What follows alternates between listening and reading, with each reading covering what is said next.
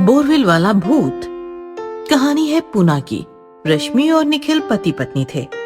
Software company में job करते थे और शहर से बाहर किराए के फ्लैट में रहते थे। ओहो, घंटों ट्रैवलिंग, ऊपर से फ्लैट का किराया। इसी तो अच्छा है पुणे में ही कोई घर खरीद ले, अब तो सेविंग भी काफी है। रश्मि की बात मानकर निखिल ने घर खरीदने का फैसला किया और अपने दोस्त की मदद से सदानंद नाम के आदमी से मिला जो घर बेचना चाहता था। देखिए, प्रभात रोड पर ही बड़ा सा घर है। वैसे तो चाचा का है, पर चाचा निसंतान थे तो घर मुझे देकर गुजर गए। मैं यूएस शिफ्ट हो रहा हूँ तो बेच रहा हूँ। रश्मि और निखिल ने घर देखा तो उन्हें काफी पसंद आया।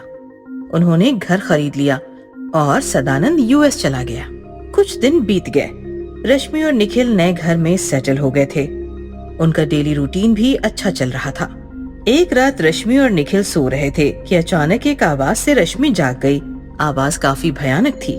सदानंद, मैं तुम्हें छोड़ूंगा नहीं। आवाज के प्रभाव में आकर रश्मि बिस्तर से उठी और चलते चलते एक कमरे के सामने आकर रुक गई। कमरे का ताला अपने आप टूट गया, दरवाजा भी अपने आप खुल गया और रश्मि कमरे में आई। कमरे के बीच में बड़ा सा बोरवेल था जिसमें से अजीब आवाजें आ रही थी। अचानक रश्मि की पीठ पर किसी ने हाथ रखा। रश्मि ने पीछे देखा तो निखिल खड़ा था। रश्मि, यहाँ क्या कर रही हो? निखिल का ध्यान बोरवेल पर जाते ही वो चौंक गया। सदानंद ने हमें बताया क्यों नहीं किस कमरे में बोरवेल है? हमने भी ये कमरा कभी ठीक से नहीं देखा। रश्मि नॉर्मल होकर बात करने लगी। बोरवेल है तो अच्छी बात है, पानी की झंझट ही खत्म हो गई फिर तो। दूसरे दिन रश्मि निखिल के साथ जॉब पर तो गई, पर उसका रवैया ही बदल चुका था। लंच ब्रेक में किसी को बताए बिना वो चुपचाप घर लौट आई और बोरवेल के सामने आकर खड़ी हो गई। मुझे बाहर निकालो। रश्मि ने बोरवेल का स्विच ऑन किया और गार्डन में आकर बोरवेल का पानी पेड़ पौधों को देने लगी।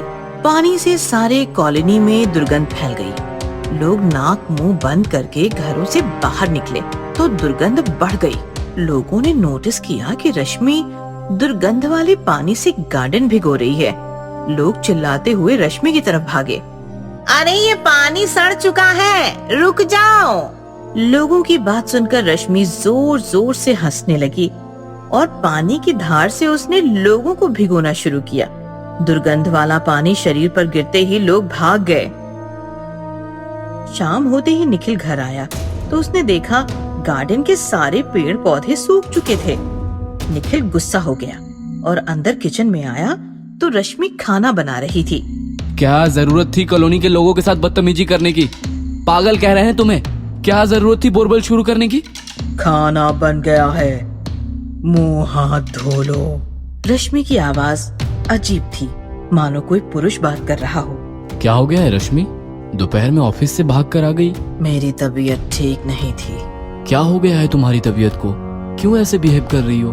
गहरी रात हो चुकी थी। निखिल सो रहा था।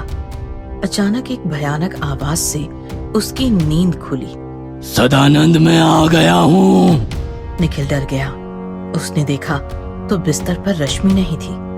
अचानक उसकी नजर सीलिंग पर पड़ी तो उसकी आंखें फटी की फटी रह गई। रश्मि ऊपर लटकी हुई भयानक भूत बन चुकी थी। जोर जोर से चिल्ला रही थी।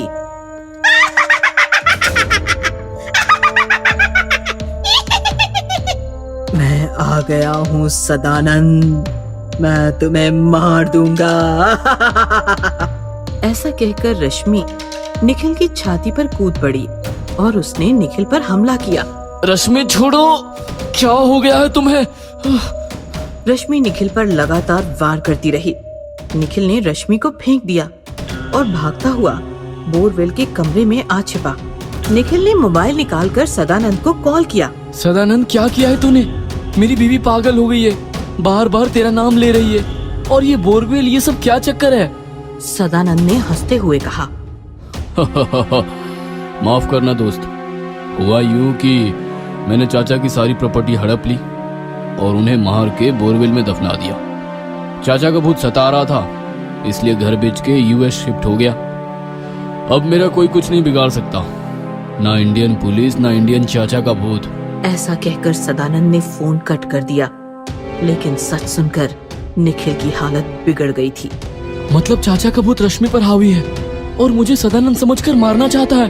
तभी दरवाजा तोड़कर रश्मि अंदर आई और चिल्लाने लगी, मेरा घर, मेरी जायदाद हड़प कर मुझे बोरवेल में दफना कर। तू यहाँ छिपा है सदानंद, मैं तुम्हें नहीं छोड़ूंगी।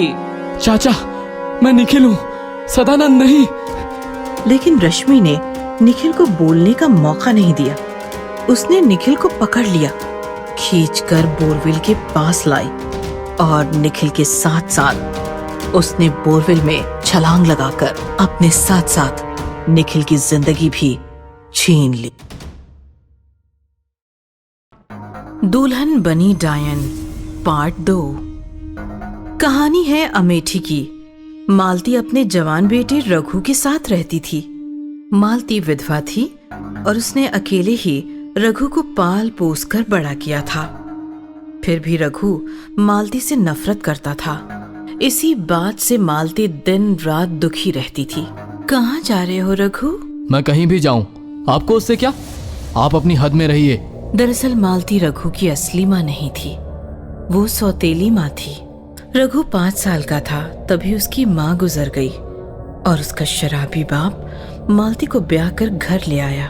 पति शराबी था, पैसों की तंगी थी, इसीलिए शुरू में मालती रघु का खास ख्याल नहीं रख पाई। इसी बात का फायदा उठाकर रघु की बुआ ने रघु को बहकाना शुरू किया। रघु बेटा, खीर लाई हूँ, चल खा ले। हाय रे मेरा बेटा कितना सूख गया है, सौतेली माँ जरूर खाना नहीं देती होगी। आय हाय, सौतेली माँ तो होती ही ऐसी हैं। पिक्चर देखा है ना, संभल कर रहना उस डायन से। हाँ। बुआ ने लगातार जहर घोलना शुरू किया और कुछ ही दिनों में रघु मालती से नफरत करने लगा। कमजोर शराबी बाप की एक दिन मौत हो गई और रघु मालती से और ज्यादा दूर हो गया। लेकिन मालती रघु को अपनी जान से भी ज्यादा चाहती थी। उसने एक चाय की दुकान खोलकर रघु की पूरी परवरिश की। धीरे धीरे दिन बदल गए, लेकिन रघु नहीं बदला। वो मालती से नफरत ही करता रहा। यही यादें याद करके मालती रो रही थी कि तभी रघु का कॉल आया। मालती ने कॉल पर रघु से बात की तो वो हैरान हो गई, क्योंकि रघु किसी लड़की से शादी करके आ रहा था। तभी रघु की बुआ आई। अरे मालती, अपना रघु दुल्हन लेकर आ रहा है, खड़ी खड़ी देख क्या रही हो? अब दुल्हन के स्वागत की तैयारी करो। मालती ने बिना कुछ बोले फटाफट सारी तैयारियां कर ली। दरवाजे के बीचों बीच चावल से भरा हुआ एक कलश रखा। गृह प्रवेश की सारी तैयारियां हो गई। आधे घंटे बाद रघु अपनी दुल्हन लेकर आया। दुल्हन काफी खूबसूरत थी। बेटा, कलश को ठोकर मारकर गिराओ और अंदर आओ। बुआ और रघु बातें करने में बिजी थे और मालती दुल्हन का गृह प्रवेश करा रही थी। दुल्हन ने अपना दाहिना पैर उठाकर कलश की तरफ बढ़ाया तो उसका पैर देखकर मालती के होश उड़ गए। उसका पैर बिल्कुल उल्टा था। दुल्हन ने उल्टे पैर से चावल का कलश गिराया और मालती की तरफ देखकर अजीब सी मुस्कुराई।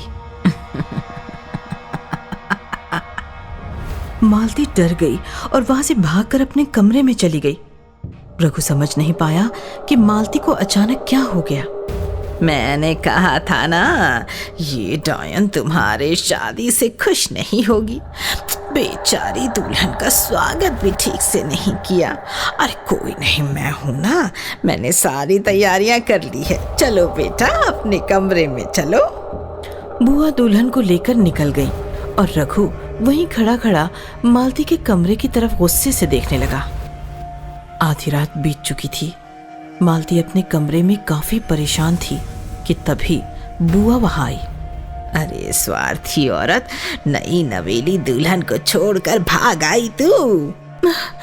उस लड़की से शादी करके रघु ने ठीक नहीं किया। वो लड़की नहीं, एक डायन है। डायन है वो। हाँ हाँ, तू तो यही कहेगी, तेरा तो प्लान जो फेल हो गया है। कैसा प्लान? अपनी भाई की बेटी रघु के गले में बांधना चाहती थी ना तू, लेकिन हमने ऐसा नहीं होने दिया। आप पहले से जानती थी इस लड़की को? लड़की को नहीं जानती, लेकिन रघु ने मिलवाया था मुझे उससे। प्यार करता है वो। मैंने कहा शादी कर लो। गलत किया आपने, रघु की जिंदगी बर्बाद कर दी। बुआ वहां से गुस्सा होकर निकल गई और छिपकर रघु के कमरे के सामने आई। अब देखती हूँ अंदर दोनों में क्या मस्ती हो रही है। बुआ ने हल्के से हाथों से दरवाजा ढकेला तो वो एकदम खुल गया। अंदर रघु बिस्तर पर सो रहा था, लेकिन नई दुल्हन बिस्तर पर नहीं थी। अरे, ये दुल्हन कहाँ चली गई?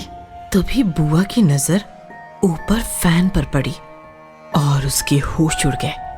शादी के जोड़े में एक भयानक बूढ़ी डायन फैन से उल्टा लटक कर घूम रही थी और बुआ की तरफ देखकर जोर जोर से हंस रही थी। नहीं छोड़ूंगी, किसी को नहीं छोड़ूंगी, सबको मार दूंगी। बुआ वहां से भागी और सीधे मालती के कमरे में आई। सच कहा तुमने। अरे, वो लड़की एक भयानक डायन है। मैंने तो उसके उल्टे पैर पहले ही देख लिए थे।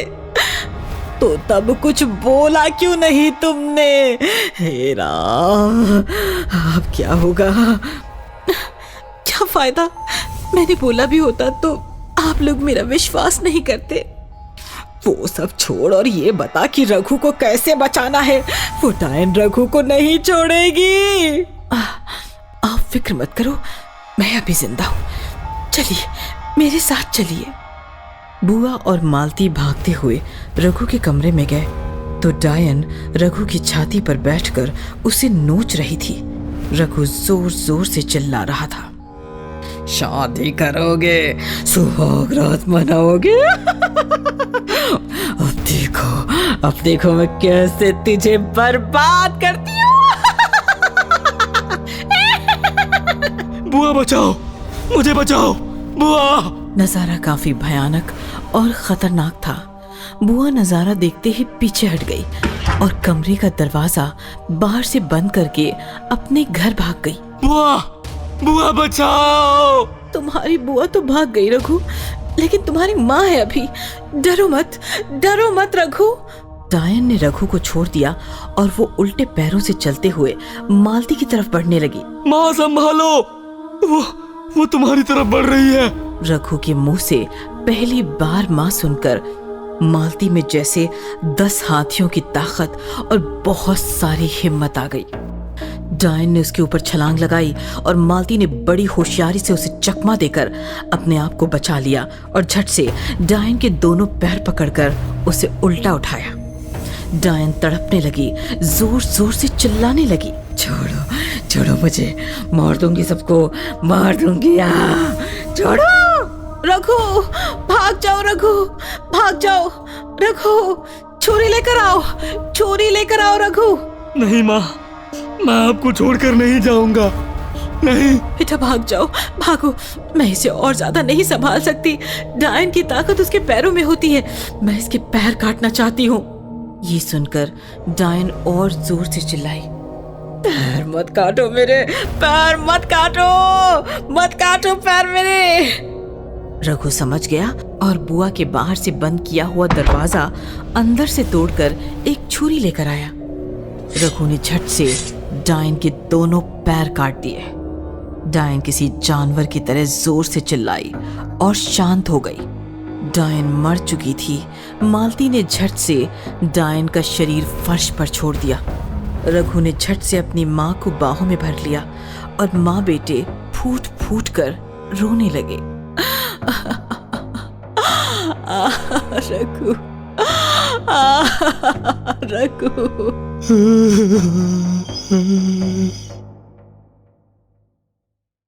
भूतिया परिवार पार्ट 3। कहानी है लखनपुर की। मेघना और शंकर पति पत्नी थे। उनका अपना एक मकान था। मकान काफी बड़ा था, इसीलिए काफी किराएदार अपने बीवी बच्चों के साथ उनके मकान में रहते थे। मकान के सामने ही एक छोटा सा मैदान था, जिस पर किराएदारों के छोटे छोटे बच्चे रात में क्रिकेट खेला करते थे। एक रात की बात है, मेघना और शंकर सो रहे थे कि तभी अचानक लाइट चली गई। हे भगवान, इस लाइट को अभी जाना था। कोयले खत्म होने वाले हैं, इसलिए लोड शेडिंग किया होगा। सो जाओ चुपचाप। दोनों पति पत्नी में ऐसी बातें चल रही थी कि तभी कोई बाहर से उनका दरवाजा जोर जोर से पीटने लगा। हे भगवान, अब इतनी रात में कौन आ गया? जाओ दरवाजा खोलो। ए जी, मुझे डर लग रहा है, आप भी चलिए ना मेरे साथ। बावली कहीं की, चल। दरवाजा जोर जोर से पीटा जा रहा था। मेघना और शंकर दरवाजे के पास आए और शंकर ने दरवाजा खोला, लेकिन बाहर कोई नहीं था। यहाँ तो कोई नहीं है। जरूर कोई मस्ती कर रहा होगा, चलो चलकर सो जाते हैं। ऐसा कहकर दोनों दरवाजा बंद करके फिर से बेडरूम में आकर सो गए। जैसे ही दोनों की आंख लगी, फिर से कोई दरवाजा पीटने लगा, लेकिन इस बार दोनों ने भी वही आवाज नजरअंदाज कर दी। दूसरे दिन की सुबह हुई और जैसे ही मेघना ने दरवाजा खोला, एक परिवार सामान के साथ बरामदे में बैठा था। मेघना को देखकर एक आदमी, एक औरत और एक छोटा सा बच्चा उठकर खड़ा हो गया। बहन जी, हम बहुत दूर से आए हैं। ये मेरी पत्नी है और ये मेरा बेटा। हमें किराए पर कमरा चाहिए था। एक भी कमरा खाली नहीं है। एक कमरा है अब, लेकिन उसमें हमारा सामान है, वो हम हटा नहीं सकते। उसमें रह पाओगे? जी चलेगा। हमें कौन सी आलीशान मकान में रहने की आदत है, जंगल से ही तो आए हैं। मतलब? चुप रहो, कुछ भी बक देती हो। बहन जी, वो कहना चाहती है कि हम बहुत ही छोटे जंगली इलाके वाले गांव से हैं। फिर मेघना ने उनको कमरा दिखाया। कमरे की हालत काफी खराब थी, बहुत सारा सामान भी भरा पड़ा था, लेकिन उस परिवार ने कमरा पसंद कर लिया और किराया लेकर मेघना वहां से निकल आई। मेघना रंगोली का सामान लेकर आई और आंगन में रंगोली बनाने लगी। जैसे ही उसने चुटकी में रंगोली लेकर जमीन पर छोड़ी, वो रंगोली जमीन पर पड़ी ही नहीं, पता नहीं कहाँ गायब हो गई। मेघना बार बार रंगोली छोड़ रही थी और रंगोली जमीन पर गिरने से पहले ही गायब हो रही थी, क्योंकि मेघना के नए किराएदार कमरे में बैठकर वो रंगोली खींचकर खा रहे थे। माँ, ये क्या है? बहुत ही टेस्टी है। इंसानी दुनिया का नमक है शायद। मेघना ने लगभग 5 किलो रंगोली छोड़ी और वो सारी रंगोली किराएदार परिवार खा गया। और जैसे ही उनका पेट भर गया, सब में जान आ गई और देखते ही देखते तीनों भी इंसानी शरीर छोड़कर भयानक भूत बन गए। ये था शिकार की तलाश में जंगल में इंसानी दुनिया में आया हुआ भूतिया परिवार। ऐसा लग रहा है कि उस औरत को उठाकर वहीं आंगन में कच्चा चबा जाऊं। अरे बाहुली, वो औरत तो बस हड्डियों की दुकान है। असली मजा तो किराएदारों के गोल मटोल कच्चे कच्चे बच्चों में है। भूत पापा, मुझे तो एक भी बच्चा नहीं दिखाई दिया। कहीं हम गलत मकान में तो नहीं आ गए? भूत बेटा, इंसानी बच्चे भी भूतों की तरह दिन भर सोते हैं और रात भर जागते हैं। रात होते ही वो तुम्हें सामने वाले मैदान में मिलेंगे। चलो अभी हम सो जाते हैं। फिर भूतिया परिवार चमगादड़ की तरह छत से चिपक कर सो गया। रात हुई तो मैदान में काफी सारे छोटे छोटे गोल मटोल बच्चे क्रिकेट खेल रहे थे। मेघना आई और बच्चों को डांटने लगी। अरे हंगामा मत करो, चले जाओ अपने अपने घर, सो जाओ और हमें भी सोने दो। भूतों की तरह रात भर जागने का इरादा है क्या? लेकिन बच्चे खेलते ही रहे और मेघना परेशान होकर निकल गई। तभी भूत बच्चा इंसानी रूप में उसके पास आ गया और सबसे मीठी मीठी बातें करने लगा। हाँ, मैं भी किराएदार ही हूँ। आज ही तुम्हारे वाले मकान में रहने आया हूँ। अब हम रोज खेला करेंगे। चलो, किसकी बैटिंग है? तुम नए हो, पहला मौका तुम्हें देंगे। भूत बच्चे ने बैट संभाली और जैसे ही बॉल आया उसने बराबर वो अपने कमरे की तरफ मारा। बॉल सीधा खिड़की से अंदर चला गया। एक बच्चा बॉल लेने के लिए कमरे की तरफ गया। उसने दरवाजा खटखटाया।